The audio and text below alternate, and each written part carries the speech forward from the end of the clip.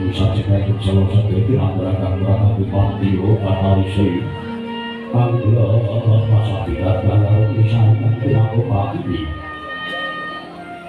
Pagatan Bogor Cingkang Yuru dengan yang dipegang Manggung Mitali Polo Penjung, Polo Kesimar, Polo Bandung Satya Tangguh Cino-Cina itu keluarga Naga Salah Sari Jiri Iwa Minoro Joko Yute Iwa Sangsayang dan Bukalamun Siang Adla Dekaruna Labuan Cisarok Surya Samyo Bali mereka dari Sewang-Sewang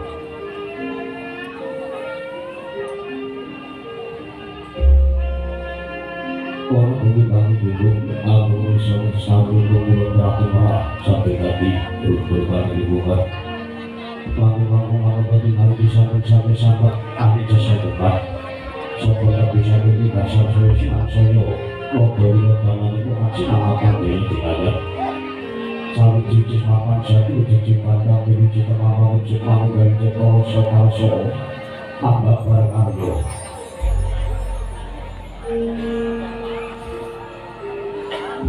Bagi dinasati dari ngasih lagi semua lagi manjik malam zaman dulu panjang unjuk rasa palu buruk Cikapi gempa balik makar pokok ketua haju dan sang guru panggung baru makan jaga guru bisa berpakai ucapi untuk langsung mojo-mojo langsung berlaku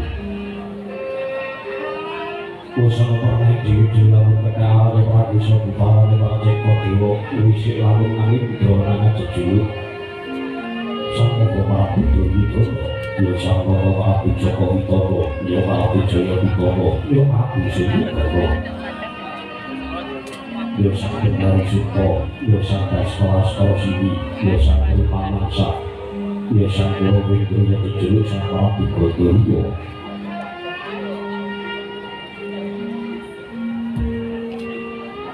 Sama bahasa dari materi kamar sambut Binatang bayang sadari Muhammad Solas Marsali Alis Namang Gudekan di Joko Kalolo Yada Robin Sambut dan Ketarapan Takkan Bapak-Bapak Sambut di Boko Wilayah Dimana Sekian Satu Wakma Kalau Bilang Jelama Binatang bayang sadari Muhammad Solas Sami Lima sadari Muhammad Kakak Anak-anak itu Muhammad Solas dari Mesin Debut Sami Kakak berkata-kata Ahli Ahliwo Bukti kepada catat dari Mahaso Ulo-ulo kalau bercerita dari Nafino Oke, negari, ingat jauh Sampai berumah yang ake hanya sambungi Yang rasa jenar Yuk sangat yang pakai harus suman Yuk kasih sangat bentuk kantor hati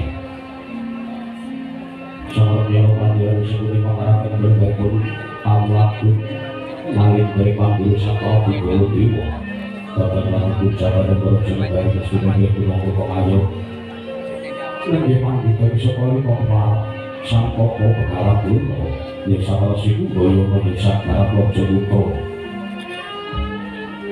Tumpah Mukasih-masih Kan Kakor Bisuan Urusan Ringin Kopi Nalang Sama Teba Nyokapong Mabok Ulasan Joko Kalau Sambil Kanji Masih Silat Cicil Adalah Bapak Dikrik Asasat Akopan Kedul Tapan Koslo Lalu Sekat Tahu Kolosik Benjau Yang Lukat Kediro Kalau Dari Dulu Kepikiran Dan Nilai Menteri Sholat Rumah Ibadah Di Campur Pati Moksor Jil Kebenaran Kerja Kenalan Dan Sokati Perubahan Ini Malik Dan Jigat Madani Masyarakat Dari Kaca Uno Nada kebutuhan kata lorok itu obat Sambil lorok kita tanggung terlalu lama Akhirnya semua boleh mampu berlima Pagi-pagi berisiko memulai panen ikan Kebetulan ini cilik panen ikan Sapa butuh dari kawat dari kisah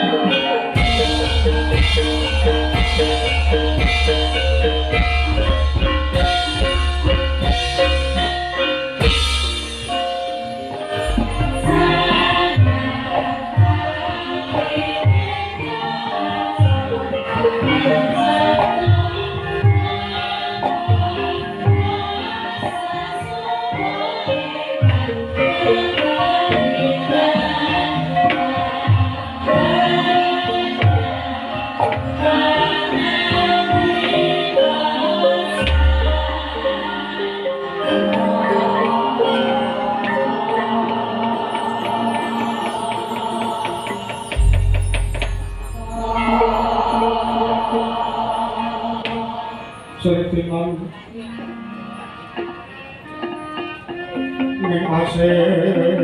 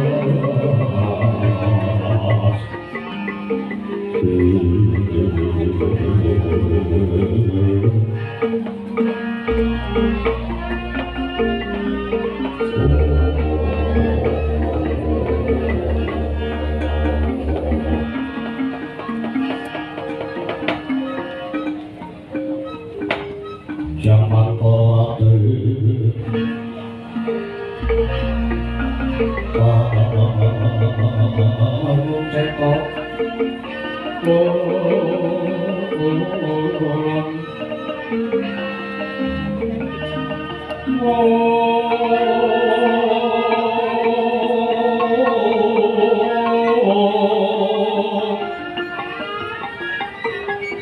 Tan ono liyan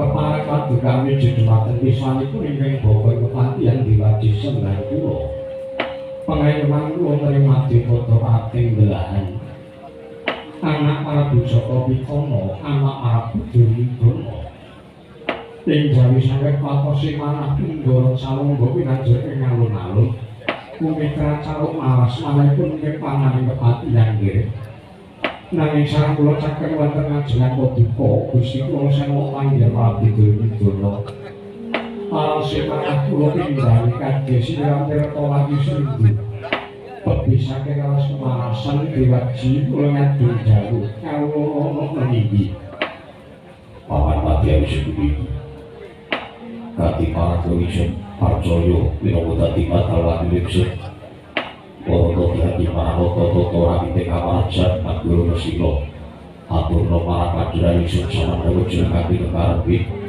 papat pati yang disebut melalui paduan dan obat toto ramite kawajan gali hingga jauh Kulo kinten sadaya datang bagi tanggal uci mami manah kodiko jenyatanipun sangga para kawula basih samya manunggal tunggal dados tunggal wonten ngarsa paduka Gusti kula Sang Loko mandhapipun dumateng para prajurit inggih boten kendhak wena tansah blagir olah trijane ngapan pramila sawanci-wanci praja Madura katempuh ing Malangkapa tatentu boten badhe kepokun saha Madura Gusti kula Sang Loko sinuwun Prabu Duryudana ingkang kadhe kepatihan remo kasawurna putung sumangga kabandheng wiranak Prabu kawula nglinggi kami marga siksun pekoca kekang dadatoryo paman madyari sembunyi ora liwat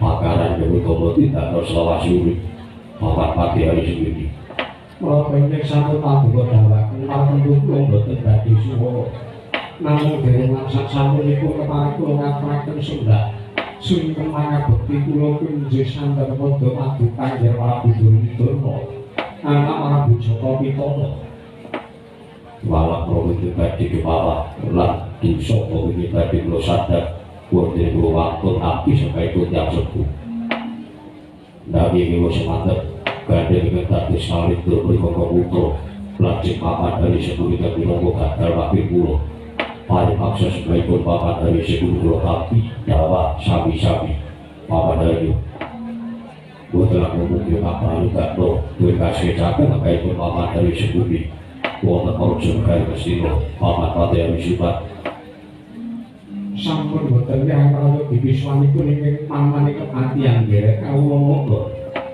dumapi buku turno buku penetan Kumboyono sesembahan kula ing saka limo buku berat sawalipun buku Baturno ugi mati aja Dewan Putra ngaturaken pelajaran mugi mujibo wonten ngarsa paduka buku Dewan Putra limo buku Dewan Kumboyono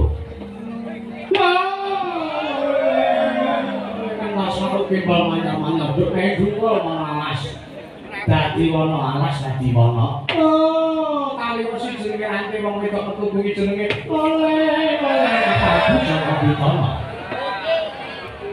Kepareng padha kangge Prabu Duryudana nami dumateng wiswanipun ingkang Bapa ing Sukalima nggih. Oh, sampun pareng wilujeng sae kula kebisake kula beda. Sinangken nomre karahajan kuwi karahayot. Panggager itu sampun ing Bapa kami kunjuk kersanipun ke Bapa ing Sukalima. Boten langkung kula ngaturaken salam taklim kula mugi kunjuk wonten ngarsa pati kangge Prabu Jaka Pitana, anak Angger Ngastina. Sampun kula kapita bertumbuk dasih manahipun ing putra Kasiwa.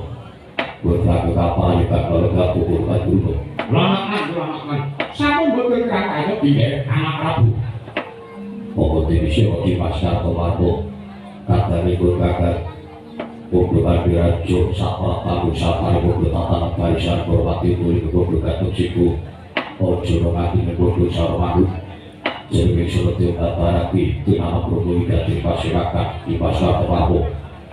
Untuk lebih haji, sesembahan dulu pengayuman Putri Mati Putri Mati Gelar, Gusti Rosamoto, Kanjeng Pukul Rabi Duryudana.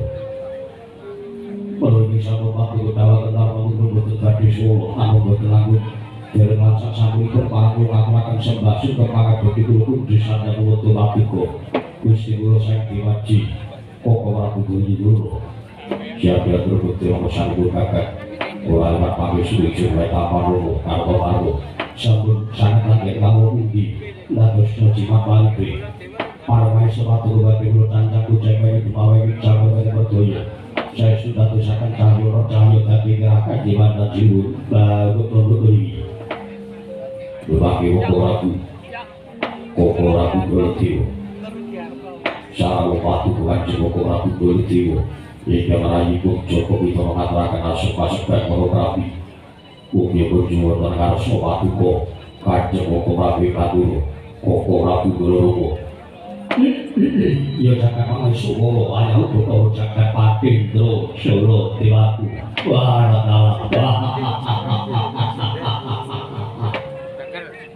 ya ini Prabu Kasihnya lagi. Kalau ingin sambut Madura dawakan, sama yang izin matang pisau itu kalau ke Madura. Ayo, bombong sangat. Kue mongkok aneh itu kalau ke Madura. Kalau dari Pulau Sawis nanti balan Solo Yorsun dari Solo sama itu saya catat. Kalau sakit-sakit jagung mangan Solo Duko, ya ini Prabu Duryudana. Baik. Betul kudu mangan Solo asik-asikan kalau kami sampun ingin rokok tapi damel bombong bias mana itu ingin rokok Madura. Betul kalau ngaturakan salam kami itu mugi kunjung mengenai Solo Duko, ya ini Prabu Duryudana.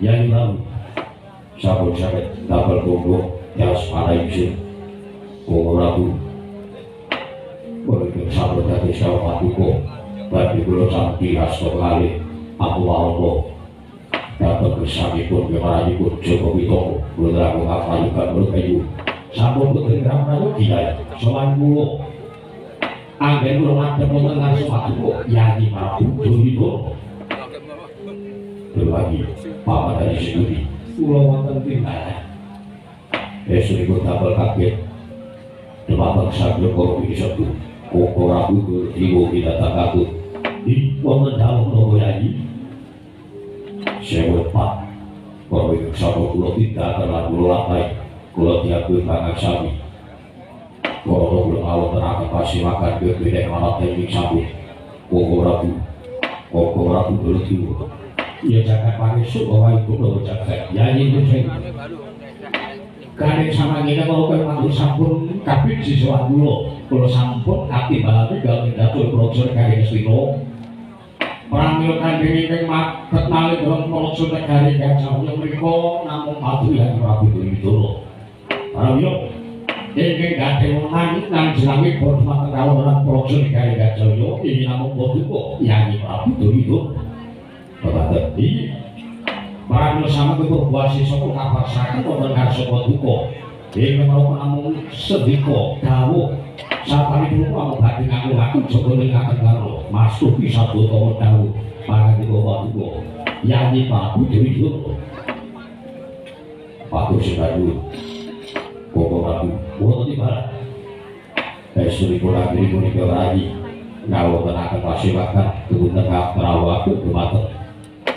Buat ibu aja Koko Prabu saya diulang dari wajar lagu wadah datang merokok itu tadi menggunakan kaos mana ikut karena ikut Joko Widodo di aku Sudi Kulo Nampi Nawolo saking kata Kulo Pandu Surasane Nawolo Polo Pandu Badi Amor Wakarya Ibu Badi Baru Candi Satorgu Kamu Kerujew Bega Puto Joko Widodo Utara karena ikut Widodo Ludoki Tumpul Andar Bedi Kematan Candi Satorgu Amargi kulegi darah Baroto kulegi turas Baroto kamu kulegi pancor jalur tuh dawai bersepuh Pablola Cekiwi Meropo Samangi kulo dari kada musik dan kayuan Also lalu Candi Satorgo malah Porpandu Satorgo begini Meropo Meropo Meropo Tabilu Cimanik mana Tumrap kulo Prabilu Samangi Amin kulo dulu Arwipun mengurang berhenti ulang bagi kulo semuli dahulu babakan Amin mengurang pandu Meropo Porpandu dari mengganti kekayuan bagi tikun dulu Sipatus boten sios kelapa Meropo Porsoto Kulowo Utami bergerak ikut Joko Widodo Bedul Kewolo Meropo Malasa bagi Saktiantu Demata Kulo Mendatus Lekasi ikut Porpandu Amin mengganti Lalu Jadi Saprogo Awi Busen Kulo dibanding Won Wajar Dawu Dapat buat wajib Hukum Rabu Awi Sabi Kulo Pandu Yang Tamsa Anu Cik Tempat Prabu Di Kawai Kesino Kulo Rabu Dia Cakat Mari Sumurai Kulo Cakat Partai Dro Sulit Dimata Yai Prabu Buoto Dimala Dulangi Menawi Pandu Yai Prabu Joko Bitono Amit jitu nandangu nyuwun aturipun kengoko manduro batakan mau panggilipun enggak saya lekasipun kita pingin banget Candi Satorgo nuwun sewu bloko suto kemawon kula boten gadhahi raos banji banji latar menawi para pendhawa kula banji para sata kula banji latar niku Bapak bisa boten wonten rukul sabde manipun ingkang kengoko manduro ananging menawi sakane Pandu Yai Prabu Duryudana nyuwun niku pamrayugi teges Pandu Yai Prabu Joko Widodo nyuwun dawuh wonten lesanipun kangge Pandu menapa Pandu badhe dipun duwa menapa mendel kemawon menapa malah para Pandu dipun semuya Yai menawi pamrayuganipun kang Raka Mandura sakmangke para Pandu dipun badhe bangun Candi Satorga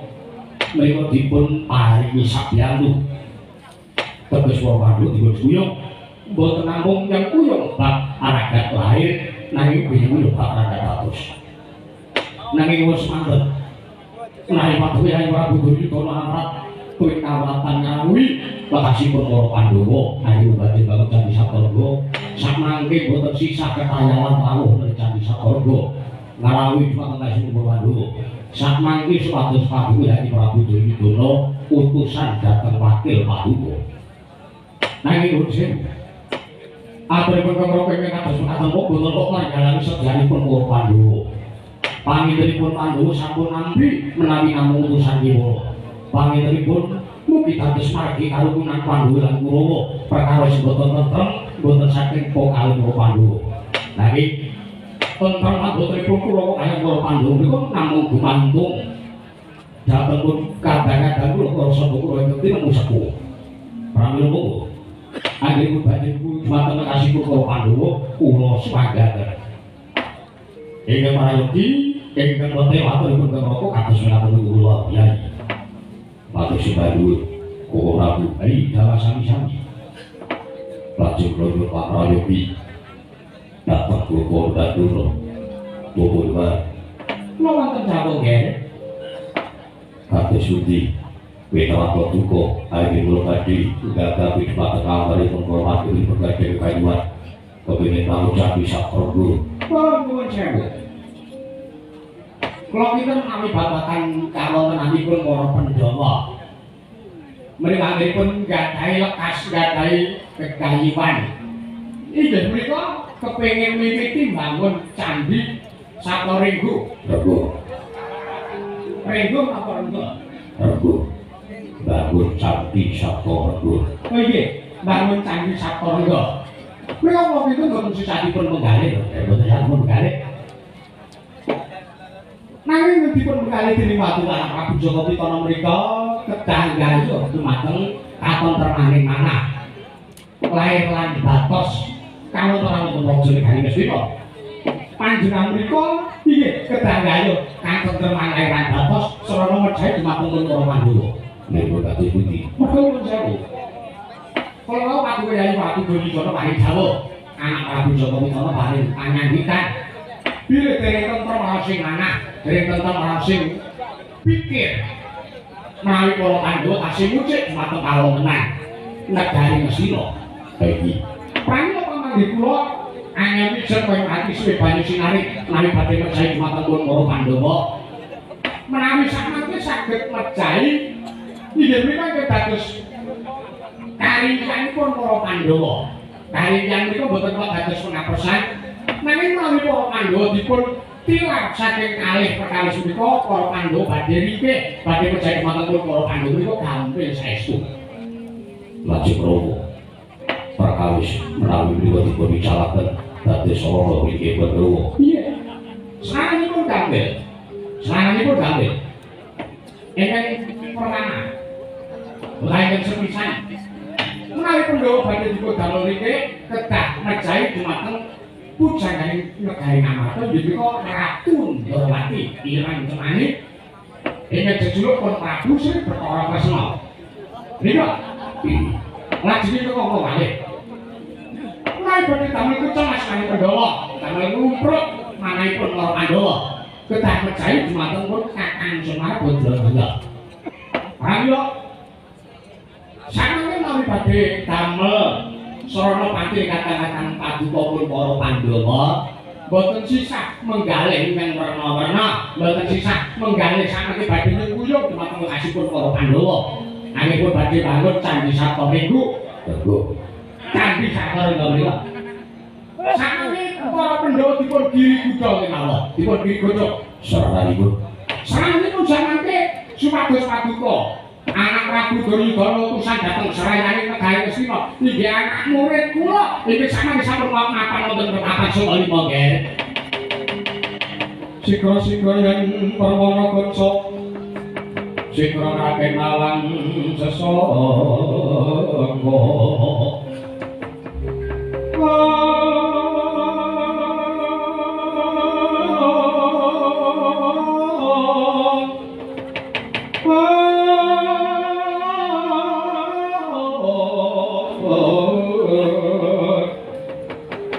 Naleng Bambang Maro siksa katriku mulung katriku mulung mangrompake wajo kodho rekake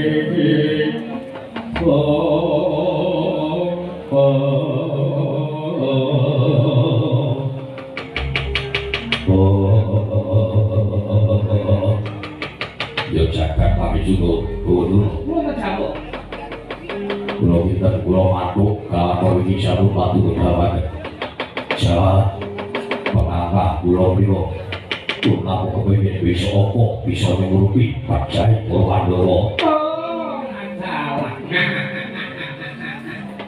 Mangkane paduka Prabu Joko Pitana sarujuk kaliyan mriki dados pamanggipun ke Bapak Sulawima. Sarujuk sawali bijak rohangipun badhe utusan teman malih Drotokorupat utawi siswa saking paduka Bubur Batur bijak roko anggenipun badhe damel sarana mejahi dumateng Koko Prabu Kresna kayatun Semar Badragala. Samangke wonten boten badhe lampah lakasipun para Pandhawa badhe kawon Candi Sabto Ringgu menawi menungso loro sampun sirna kadulayu Nyai Prabu mangiriyen.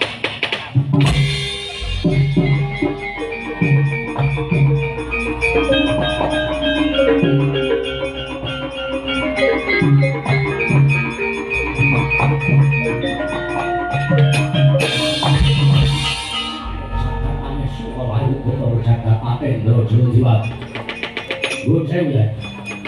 Ora sampe mandur sumatur.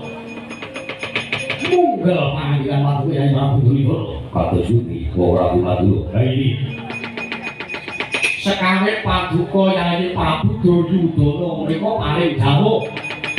Lan nyuwun aturipun kenging Kyai Mandura kula dipun suwun mipo ajar.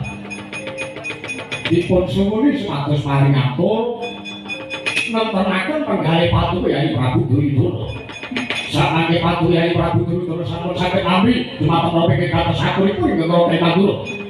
Nanging nuwun sewu sareng-sareng nyuwun pamanggih pamrayogi dhateng Bapak Mandura ingkang nuwun sewu menika nadyanto tiyang sepuh nadyanto Bapak Mandura menika pujangga pujangane Karasata Kurawa nadyanto Bapak Mandura menika derajate brahmana nanging nuwun sewu panjenenganipun ditansah takon tunjul prongaken dhateng purwakadanan kula Karasata Kurawa sakmangke kula sampun marem sakmangke kula pun mongkok nek Prabu Kyai Prabu Duryudana nampi lho ing dadosanipun kengoko kula nyuwun supados saged dhateng Prabu.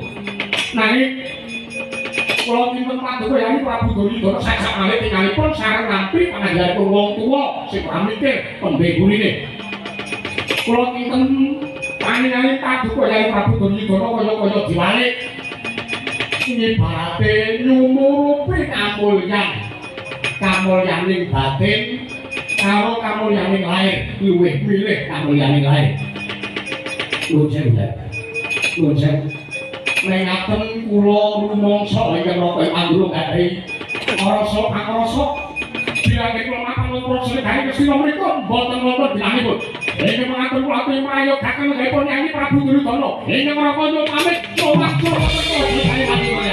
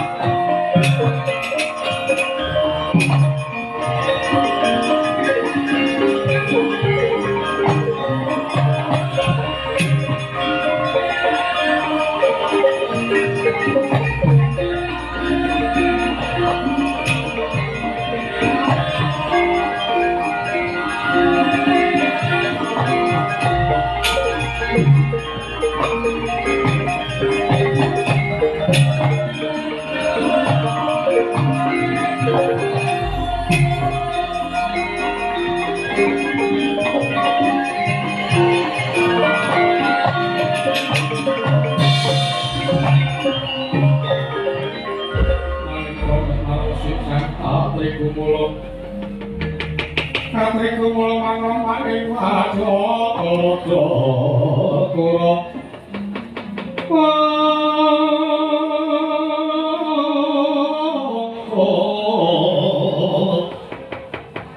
Padha kura kaki kiri.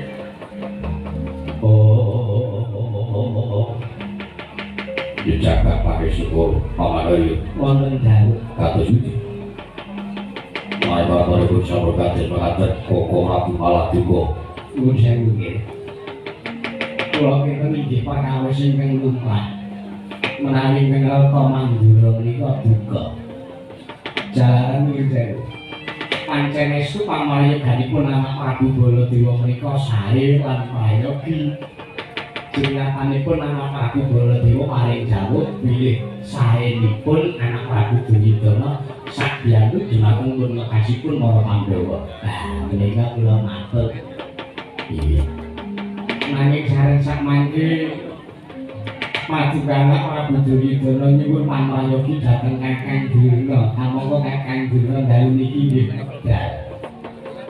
Medal apa niku? Inggih medal ngendikane medal pamrayogane. Nggih medal sanesé. Wis. Rasane mikir sampe mate. Bae nyatane sampean disuwuni pamrayoga sampean bisa mantasi. Oh. Nuwun sewu, nuwun sewu. Senajan anak Prabu Baladewa menika dados pangayomipun para sapa Kurawa, nanging Kurawa menika dados murid kula. Ya ngaten nggih. Dadi apike kaya ngapa ature wong liya. Dadi mesti kalah karo ature Galang Durna. Nggih Kakang Durna nggih. Kula bisa percaya karo sampeyan iki. Nek kon mrido uang, nek kon ngajak-ajaki wong jerongkonge wong liya kuwi kaya le gampang. Gampang. Ana iki kaya kanthi suwe banyu sinare. Ya jagat pakai syukur. Pak Dayu, Kula wonten dalem. lu kok malah gak ada yang Supriyo. Supriyo kados pundi? Supriyo kados pundi ya? Sampun ngantos sak pagi. Mengikik akhir pokok Prabu Baladewa pingsan. Saking keraton negari Mestina, niku betul-betul datang negari Mandura, nami sak mangke malam. Badhe sowan wonten negari Durwati. Lho. Sowanten negari Durwati nipun kados pundi? Awi kunjeng. Samangke Bapak Durna ngrasani duwe gojek dhumateng asmanipun arahipun Prabu Baladewa. Iki Bapak Prabu Durwati, Bapak Prabu Sripatawangsa. Watose manah kula. Kali atau sakmane Prabu Baladewa betul-betul datang negari Mandura, nanging malah sowan datang negari Durwati. Malah sakmane ambil tuwani Bapak Prabu Durwati. Kawula tenan kula sakmangke badhe tumpas. Sampun Mas. Sampun kantos perkawis pun penggalih. Amin pun sewu.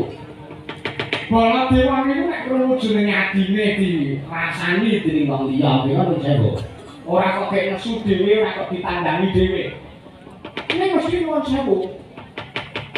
Ora maju perang dhewe, ora mbelani dhewe mesti tandake karo adine. Mergo dheweke rumangsa sing dirasani adine, sing merampasi karo ya kudu adine.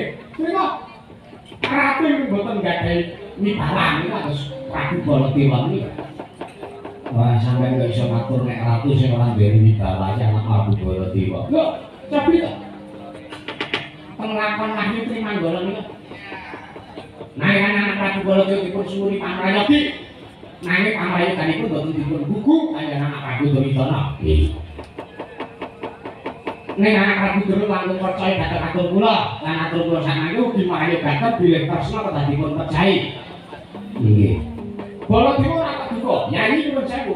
Mlainipun canganipun boten sah mengsah nata ndherekaken mengsah ingkang rope Mandura. Baladewa boten matur ngatur boten. Nggih. Ning mesti Prabu Baladewa matur. Yayi nuwun sewu. Nek kanjeng kados mekaten kula atur marayogaken perkawis menika kula kandhake dumateng kadang kula Durwati. Lah menika ora teges Ratu Mandura menika ora pengen cepu. Cepu niku kandhakan. Nek perkara apa mesti kandhake ngadine, ora gelem kanggo dhewe. Sawut. Perkawis Prabu Baladewa betul sakipun penggalih. Iki. Nami kagem Jati awutenan. Awutenanipun putra-putri Durna samangke para Saturawa pinet pelapak pindah Prabu Baladewa. Ngestaken jalu Durna. wonten jalu. Samangke Patuwa maring jalu bilih Patuwa gadhahi Narendra Mitra utawi siswa saking Pratapan Sakalima. Piye? Goblaturi sakmangke nglarapaken swanipun wonten Raja Nagari Mestina. Cemate Wonten jalu. jero anak muridku kae. Karo bapakne kae. Oh ngaten. Nggih. Kan kaya angin rene. Nuwun sewu kula nek mboten nampa dawuh anak Prabu Duryudana kula mboten mantul. Mangan mate alis muni sakmene kaki malah maswanipun Narendra Mitra iki.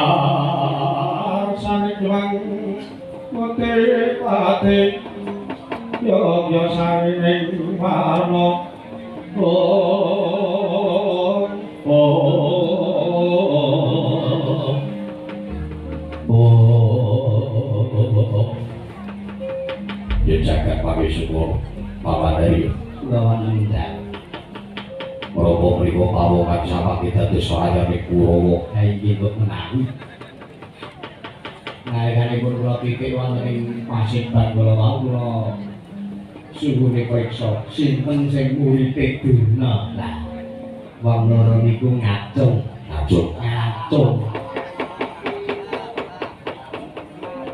ngeten iya lah monggo dikundang Bodoh karo kalau wingi mriku mung mitra duka iki anu leres iki mrika sampeyan matur dangu berbagi berbaik mriku Pramono kalian Malindo berbagi menawi samangke kostumari dalu dhateng ngati Mesiko patu mriku saking pundi sinten pemarap maju julanipun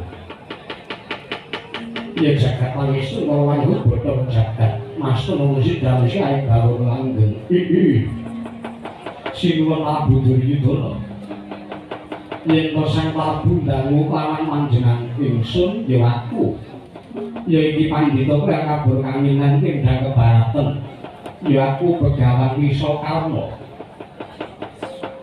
patu sakirandita Prabu Wisakarna ya pancen kepara nata lajeng kepipik mriku nalika saking pundi iya lho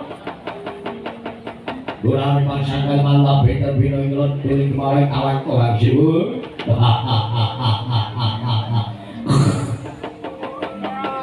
lewat pengantamu cuma kekalapanipun genakti awanan pewarni kulon wingking saking negari Trambulan Jagat kulo pun Prabu Sokro Sanggara iya lho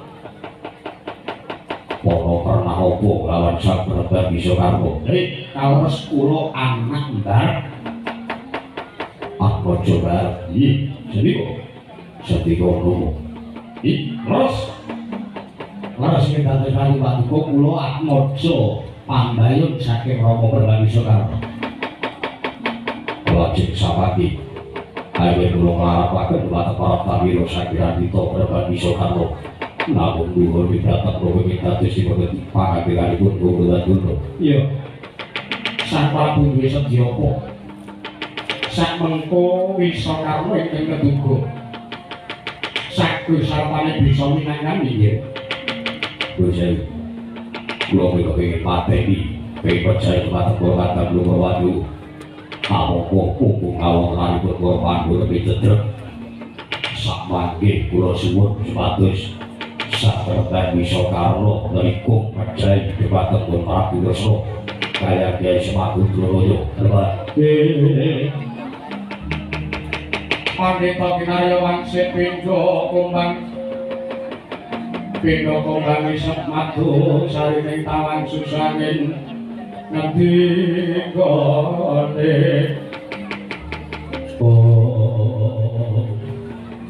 iya jagat pangestu ora sandadak sira Sang Prabu Duryudana duweni rasa sumelang yen pancen kuwi sing dadi karepanmu sinuwun aku mengko iki kudu saguh ngatur kowe iku andane para Pandhawa Restu. iya lahir lan batin yen to nganti gagawi garapa sing tak aturake seksenana jangga kowe ing dadi sole Matur nuwun. Lajeng pinjak rupa pirut Raden Bidal majai mata para Pandhawa. ora ketan sambung apa cala limat sartane ora ngenteni suming sang Hyang Markasa mengko aku bakal ngaturake kandhane para Pandhawa Matur nuwun.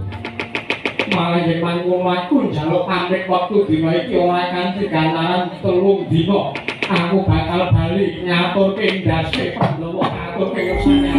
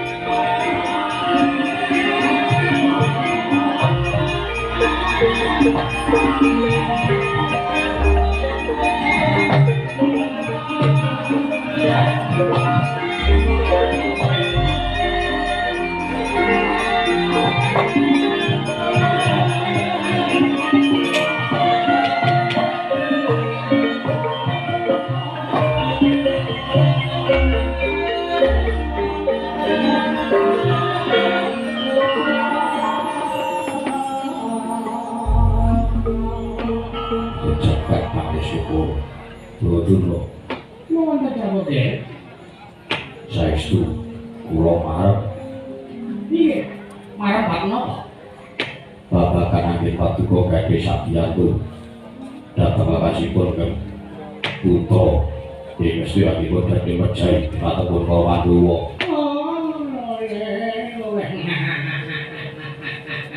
Ini mesti mawon mekaten nggih. Mengangkah Bapak ingkang Bapak saka lima menika namung kepengin nayuk gandamu jutaken menapa ingkang dados jangka jangkane Madura Prabu Duryudana. Iki dumunten pamandari Kula wonten jaluk jamak pinulis kula dawuh supados ngletaken garisane para saka Kulawa winarya mlampah tindaku ora kulo diwu lan ugi tumaca widateng pindhaipun Bapak penentan bisa karo satripun Nyai Prabu Sokoro Sangkara inggih misaken jaluk timunten sakmangke kula nyuwun pamit madhal wasilah ngatos-atos sampun kados dene lari alit katomanku kula jaluk sinten wara dadi ibu karo kanggo disipun sukuntur datun kok misaken jaluk karo nyuwun pamit madhal wasilah hati-hati aja ibu cilik kadangipun kakak kalpo marpo kaya sora dawuh maneh wong hati mana bilang harus sama pemudara atau sakit gambar colok nabi gambar gading kadang sangganya korban jadi manggul tanggung jawab awal yuk sana ngambil macam pelabur kawisan saking manut didhayang sang Sriwarata didhayang sang Prabu Duryudana tansah maruntungan.